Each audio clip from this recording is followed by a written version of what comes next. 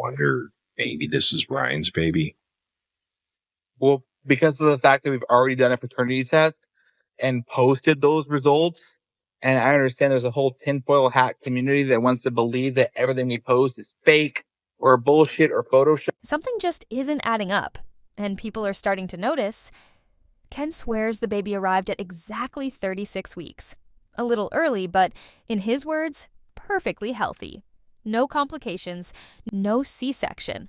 He repeats it again and again, almost like he needs people to believe it. But instead of shutting down speculation, his insistence is doing the opposite. Why is he so determined to control the narrative? If it really were that simple, wouldn't his tone be more relaxed, less rehearsed? Some suspect he's trying too hard to get ahead of speculation, which only makes people wonder, why is he so desperate to reassure everyone? And what detail might he be conveniently leaving out? Let's break it all down. I literally have no motive or reason, personally, speaking for myself, to lie about that. So I'm telling you with 100% certainty, because I did a paternity test, that is my child. And I have absolutely zero reason to lie about that. Just past the 1 minute mark, the message is loud and clear. Everything is fine. Almost too clear. It feels less like an update and more like an attempt to control the narrative before anyone even thinks to question it. But here's what really stands out. The complete lack of clarity around why Gypsy went into labor early. For something as significant as an unexpected birth, you'd think there'd be at least a vague explanation, stress, health concerns, something. Instead, silence. This isn't the first time we've seen a carefully managed rollout of information designed to shape perception before rumors can take hold. But if there's nothing to hide, why work so hard to make sure we don't look any closer? Now, I'm not talking about your child because she's innocent. I'm just curious why Gypsy had her baby a whole month early and there was... Our baby was born at 36 weeks. She was a tiny bit early, but she was perfectly healthy. A natural birth at 36 weeks isn't exactly shocking, but without context, that timeline raises eyebrows. Was there an underlying medical issue? Could stress or other external factors have played a role? With so many questions swirling, you'd think we'd get some clarity. But instead of addressing the elephant in the room, Ken expertly redirects, keeping the spotlight on the baby's health while leaving Gypsy's pregnancy a complete mystery.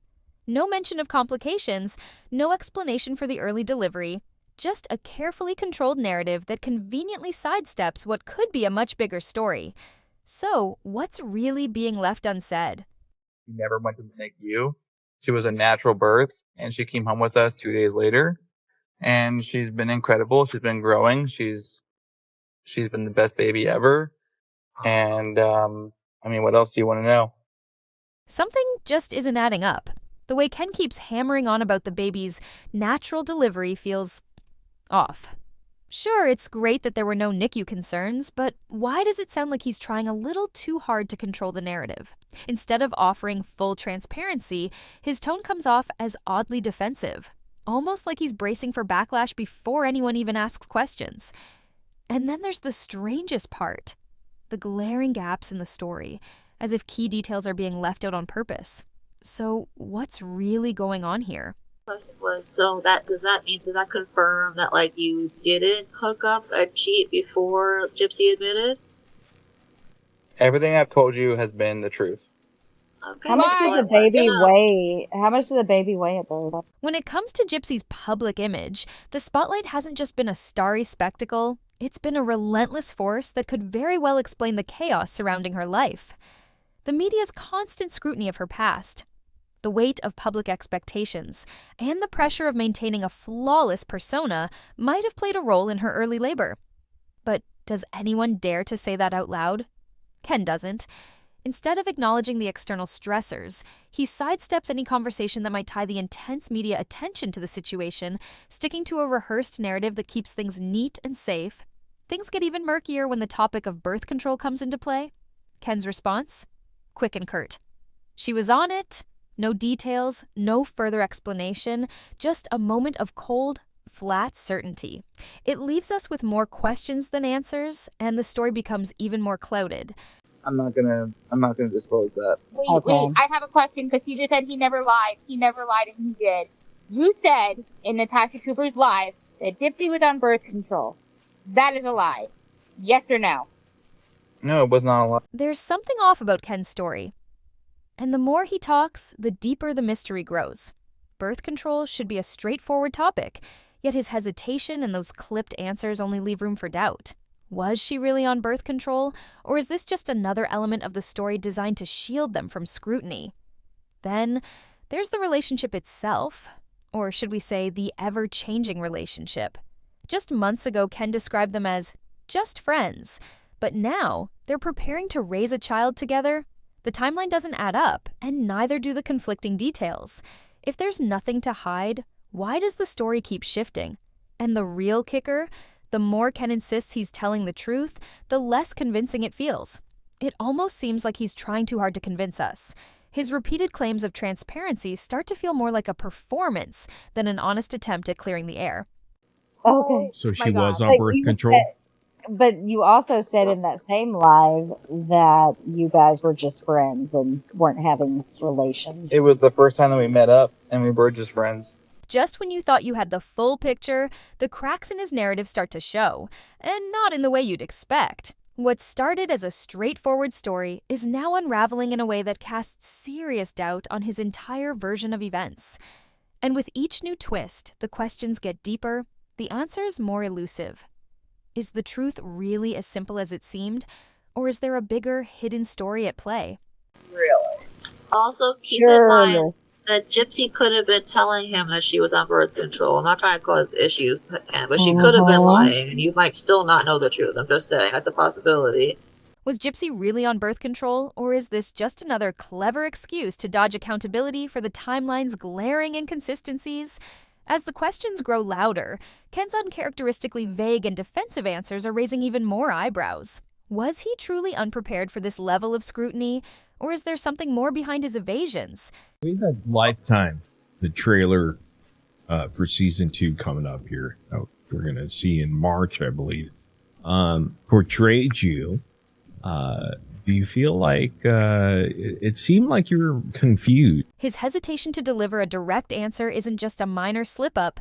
It speaks to a larger pattern of crafting on-the-spot explanations. What's so striking is that this was no complex question. It should have been a breeze. Yet the over-the-top reaction only raises further doubts. If his answers are honest, why does it feel like he's trying so hard to avoid clarity? I didn't That's how want this trailers are set baby. up. I'm surprised. They're set up to make you want to watch what the actual context of the conversation was. But you'll have to watch the show to find out what that context was. Evasion and over-explaining. These are classic signs of someone trying to steer the conversation, not let the facts speak for themselves. It's a delicate dance of deflecting, but it's not fooling anyone. Instead of building trust, Ken's defensive stance only stirs the pot, deepening the suspicion surrounding his side of the story. And here's where things get even murkier.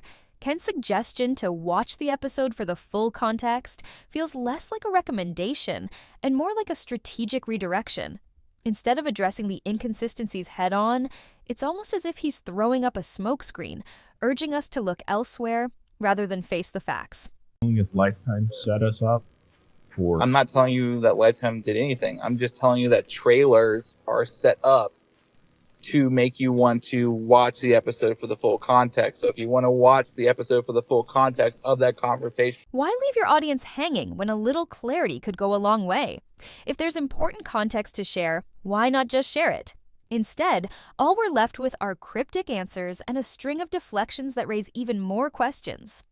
The latest controversy surrounding isn't just a passing issue. It's a glaring example of how sometimes avoiding the tough questions can be just as telling as the answers themselves. You'll have to watch the show. It just seemed like what you said in the trailer was you were surprised that, or you were disappointed that this baby was born. Ken's reluctance to provide clarity on recent events is stirring up suspicion, especially when considering his unwillingness to clear up the confusion surrounding his comments. If the trailer was indeed edited for suspense, as he suggests, why not address the issue head-on before things spiral? The ongoing ambiguity feels more like a deliberate choice to avoid responsibility. Instead of owning up to the situation, Ken deflects, letting viewers wonder if there's more beneath the surface. Nope. You should have got the divorce. Like The I said, divorce should you'll have been have to- settled first before you actually. Again, you'll have to watch the show to find out the full context of that conversation. I can't. Ken, I have why no is, control over how edits are made. Okay. You know? Take, for instance, his comments about the birth of his child. When questioned about the baby's due date, Ken's insistence on an edited timeline raises eyebrows. Was the baby really supposed to be induced on the 22nd, or was that an adjustment made for dramatic effect? His response, however, is curiously vague, emphasizing how lucky they were and stressing there was no major medical intervention. But why not just clear up the confusion, especially if the timing was so important? This reluctance, paired with the suggestion that edits were made for television, only fuels the idea that Ken's more concerned with protecting a polished public image than offering transparency. Due until January 25th. Why did Gypsy on Breeze It wasn't Live say that the she was supposed to 25th. be in It July was the 22nd. Okay, but that's not my Was question. it the 22nd, Ken? Why did The Gypsy say 22nd was the original due date. Yes. January. Okay. Go ahead. Dean. Yesterday was the due date. so? When Gypsy was on Breeze Live 2 weeks ago or 3 weeks ago, whenever it was, she said that she was supposed to be induced on that day. Why so early? When the topic shifts to Gypsy's book, Ken's reaction is almost telling. He shuts it down immediately, refusing to engage in any discussion. But why the sudden hesitation? If the book is meant to illuminate Gypsy's experiences, why would Ken avoid addressing it? This unwillingness to dive into the contents of the book leaves a lot of unanswered questions, including what truths might be hidden within its pages. Could discussing it challenge the narrative Ken and Gypsy are trying to craft? The refusal to engage only amplifies doubts and hints at things being deliberately withheld. No, the original induction date was supposed to be the 16th, not the 22nd. And but the baby made an early appearance. But luckily, she was totally healthy and happy, and the doctor sent us home. There was no NICU, there was no C-section. It was a natural birth.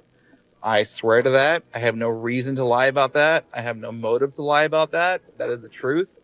And we got lucky, and I'm just happy and blessed that she was healthy, and everything has been great. This selective transparency becomes even more apparent when Ken's paternity test results are brought up. While he adamantly defends the results, insisting that there's no doubt about the baby's parentage, the dismissal of other pressing questions feels like a cover-up. If there's nothing to hide, why avoid talking about certain aspects of Gypsy's past, especially when it's such a critical part of their public story? In your mind, do you ever wonder maybe this is Ryan's baby? Well, because of the fact that we've already done a paternity test and posted those results, and I understand there's a whole tinfoil hat community that wants to believe that everything we post is fake or bullshit or photoshopped. I literally have no motive or reason, personally, speaking for myself, to lie about that. So I'm telling you with 100% certainty because... And speaking of that past, Ken's reluctance to confront Gypsy's controversial history is perhaps the biggest red flag. Her involvement in her mother's tragic murder and subsequent imprisonment raises valid concerns about her fitness as a parent. Ken's assurances that Aurora is in great hands may sound reassuring at first, but without concrete examples or detailed strategies, it falls flat. The lack of transparency here leaves room for doubt, and the public isn't buying it without more substance. I did a paternity test. That is my child. And I have absolutely zero reason to lie about that. What kind of... I believed it was yours. I just didn't know if maybe you guys hooked up sooner than you said, you know? Right. No, that's not necessarily true. You know, I was just saying what necessarily my true. train of thought was. Like, I didn't know, you know, I'm not you, Right. so. Yeah. nothing I've ever said to anybody on any live panel, podcast, etc., has been a lie. Ken's unwillingness to discuss Gypsy's book, her past, or even the finer details about their life raises a pattern of avoidance. Whether it's the birth of their child or the handling of their family's story, the gaps in the narrative suggest they are carefully curating their image while keeping certain things hidden. What is Ken really trying to protect? Is he more focused on damage control than offering the kind of transparency the public deserves? Hey, come on. Well, if you're gonna get rude and I'm sorry, it's in her inappropriate, we're book. not It's in gonna- her book. It's a fair question. It's in her book. I'll stop. Did you read the book, Ken?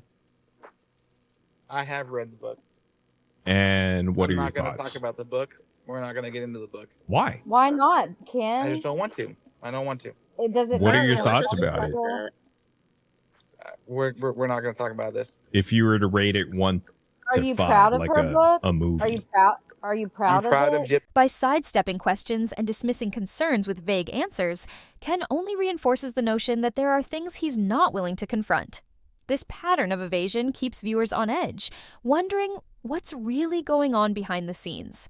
It's clear that the couple is trying to maintain a certain public image, but with inconsistencies in their story, it's becoming increasingly difficult to buy into their narrative. What's the real truth? And will we ever get the full picture? For sharing her story, and that's all there is to say. Were you at the book signing? Wait, I was hold on. not. I had to Question. work. You I had have to a work. question. I have a question, just real quick. Go ahead. You know, did you learn new things when you read the book? That's a great Of course. question. That's a good question. Of course. What did you So, learn? was I'm there not a gonna lot of talk about the book. stories? Well, I'm not. I'm just generally asking. Like, were Well, I there know you're stories asking in about it, there but I'm not that gonna talk about the book. Was the So we can move on. was it As Ken continues to deflect, it's hard not to wonder, is he truly committed to transparency? Or is this all part of a carefully crafted narrative to shield Gypsy from more scrutiny? The cracks in their story are starting to show, and the audience is watching closely, waiting for answers. your mind? Do you ever wonder maybe this is Ryan's baby?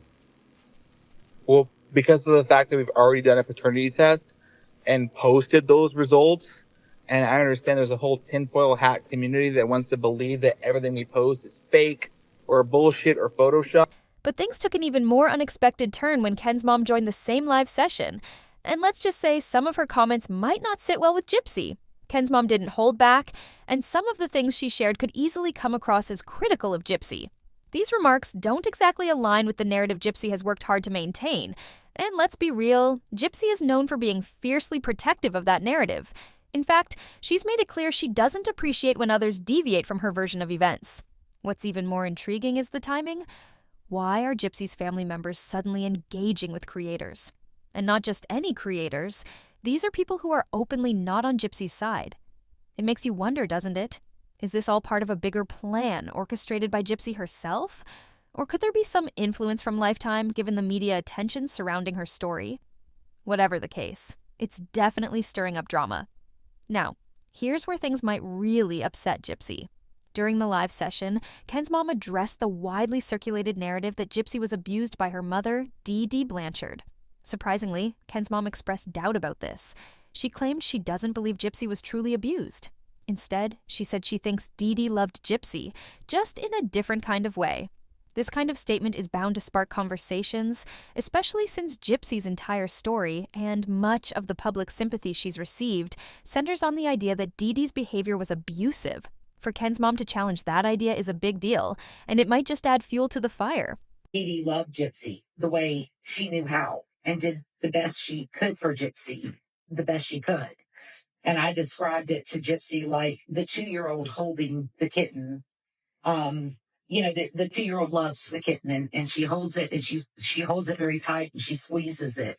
And you have to take that, the kitten from a 2-year-old. The 2-year-old doesn't know any better that they're hurting the kitten. And I think that's, kind of what befell with Dee is that she loved Gypsy with all her heart. She probably went into a dangerous line of her only identity was being a mother. And that can be dangerous as well. It can be. And especially Gypsy was her only child. And she wanted to protect her also. Oh, right. But again, that's just speculation This is and opinion basis. Right. And Raina, Gypsy was a sick child. And Yes. Dee took care of her, was her care. I agree. She loved her to death, so to speak. Right. And so the idea of There was no abuse. There was horrid abuse. I think the truth lies somewhere in the middle. I don't think the abuse was intentional. If it was abuse, I think it was. See, Raina, there was no medical abuse going on. Right. And I don't truly believe that Dee Dee was physical because, Gypsy has spoken several times about how she pulled a BB gun on her mom. And in the book even goes to say she pulled a dagger on. At first, it was one of those things that almost slipped by unnoticed. But once the comments started rolling in, you couldn't ignore it. Someone pointed out how strange it was that she described Aurora's eyes as dead. Instantly, the whole situation felt off, but at the same time, a bit ironic. Given Gypsy's past and all the odd things that have come from her family, some words just seem wrong when they come out of their mouths. Take, for instance, that chilling moment when Gypsy casually mentioned her father would kill her. The shockwave from that comment still lingers, right? It left everyone speechless. And then there's this latest comment about Aurora's eyes. Looking dead at me, they said. Honestly, it was a creepy description that sent chills down my spine. But the comments didn't stop there. Someone else chimed in, hinting that maybe, just maybe, the real culprit behind that eerie vibe was Dee Dee. The plot thickens. Raina couldn't hold back her frustration, blasting the constant media frenzy around Gypsy Rose.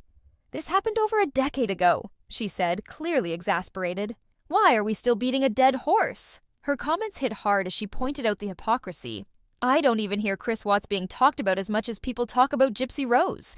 The comparison struck a nerve as Raina questions why one case continues to dominate headlines while others seem to fade into the background. And so we are Absolutely. beating a dead horse by just bringing it up, something that happened almost 10 years ago, bringing it.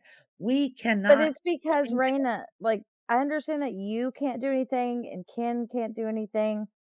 But again, people's issue is with the lies. Yes, and the behavior. And And the and justice, Yes. because justice failed in this situation. We can't do anything about the justice. Unfortunately, there are You, lots of cases out there that people will go live about for years. yes. Okay. It just happens and I it's don't going to hear be about part of the Chris territory. Watts as much as I do about Gypsy Rose. What? Chris What? Watts, who Yes, that's annihilated another one. the entire family. For And life. people still talk about that case to this day. what about But Chris Watts, that is Raina? not as much as they do about this girl. No, that's Yes, not they true. did. When Watts happened, I do not hear his name as much as I do. Oh, this I girl. do. I could send but you links that's right now. he's because I he's mean, put yeah, but I away. don't hear about it The as only much. thing for them to talk about is conspiracy theories at Yeah, this he didn't point. have a plea deal.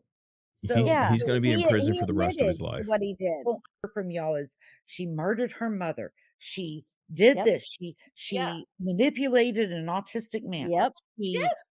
She was never this was 10 years ago, and there is nothing I can To say some about people, their it's law. not 10 years ago. For some people, they're just now learning about this. There is nothing that can be done to make this right. Well, Okay, You're but right, because there was a brilliant, life that was beating the lost. dead Nothing horse can is bring not back bringing Dee Dee. it You're back. right, Raina. All we I can do agree. is learn. Oh my God, Uh, Ken, dude, just come up here, bro. All we can do is learn. All we can do is move forward. We can apologize. I don't have any reason to apologize. I didn't do No, that. you don't. No, we're not holding you responsible. But y'all, You're but you're just bringing it No, up we're to just me. having a conversation here, because Raina. you're the closest thing we can get to maybe figuring some things out. But That's there's all. nothing to figure out. Y'all have already figured it out. You figured out she wasn't abused. Her mother didn't have Munchausen's. Dee Dee was a wonderful Munchausen. person. She was I don't think. Look, whether she was abused all or we not, can figure nobody out. knows But but there Gypsy. is nothing we can do forward other than, okay, it is what it is. Let's move forward. After she said this, the internet exploded with opinions. People immediately started speculating that Gypsy Rose would not take kindly to hearing this, especially coming from Ken's mother. Many fans pointed out how shocking it was to finally hear someone from Ken's family speak with what they called some sense. One person even commented that Gypsy would absolutely hate being told this, claiming she always wants to be seen as the sole victim in her story. Others echoed the sentiment, saying, "Finally, someone with some sense. This is so refreshing to hear." The conversation then shifted to Gypsy's dynamic with her mother, Dee Dee. Fans discussed how the only real abuse in their relationship was Dee Dee's obsession with keeping Gypsy frozen in childhood, never allowing her to grow up, have a boyfriend, or live independently. They claimed Dee Dee's controlling behavior stemmed from her own fear of being left alone. Still, despite everything Ken's mom said, there was a noticeable carefulness in how she expressed herself. When reading between the lines, it seemed like she was holding back, or avoiding saying certain truths outright. For example, when she mentioned that she wasn't sure if Ken had bought a house or if he was still renting, it felt like she was deliberately skirting around something deeper. Was this at Ken's apartment or was it at the Blanchard residence? It was at Ken's house. Ken has a house. It's a house. Oh, he has a house in, okay. In Metairie, he said. I mean, he said it on the panel. He bought a house?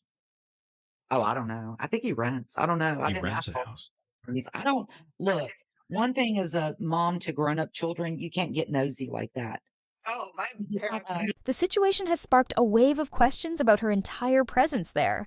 Sure, her kids are grown, but it feels unusual for her son to buy a house without her being fully in the loop. The only scenario where that might make sense is if she had a strained relationship with Ken. However, that doesn't seem to be the case here. Speaking of relationships, something else has raised eyebrows.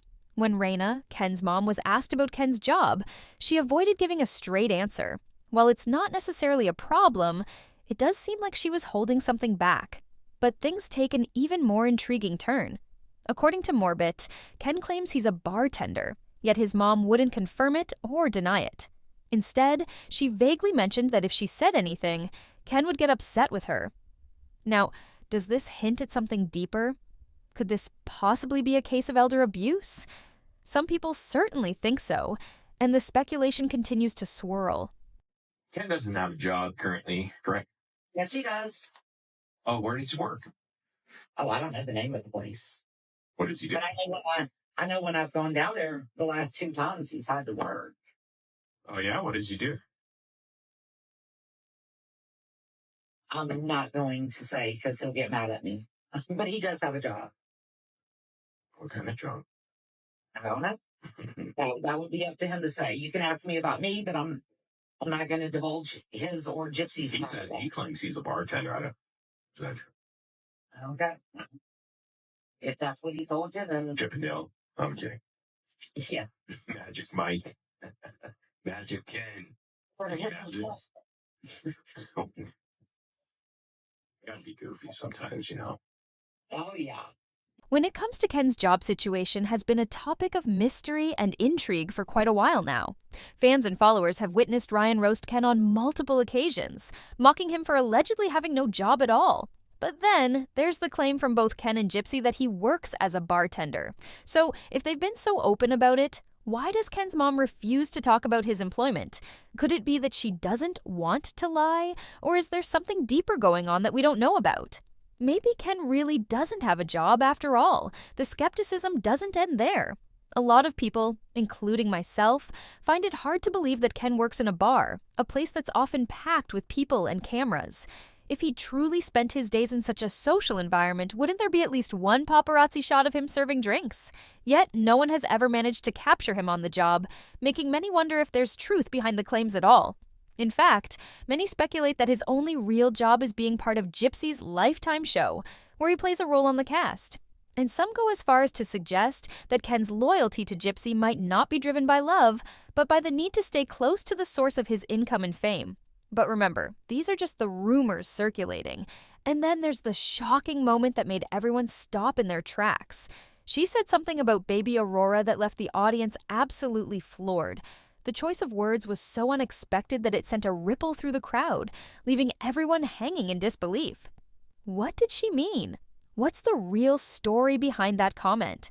The whole situation just adds another layer of intrigue to an already complicated web of rumors and half-truths. Aurora's eyes, I mean, she was like looking at us, like looking dead at me, like she's got very strong eye muscles. So, Unlike a are you- baby, a newborn is usually just naturally wobbly eyed, but Okay. Aurora's eyes was like, and her neck muscles were so strong. Already? I mean, It was, Now she yeah. came, I mean, out. And I mean, you have to remember she was born at like 36 and a half weeks. So for that, she could hold her little neck up for like a second or two. I mean, she wasn't completely floppy like she was like the first day or two, but by day 3 or 4, Mhm. she was really trying to like figure out what's going on in this room. It was really In an unexpected turn of events, Raina has stepped up and taken full responsibility for the mysterious disappearance of Ken's beloved dog Parker. According to Raina, it all went down on the day of the baby shower when she arrived with her son. Initially, Ken had pointed the finger at the landscapers, blaming them for failing to secure the gate properly.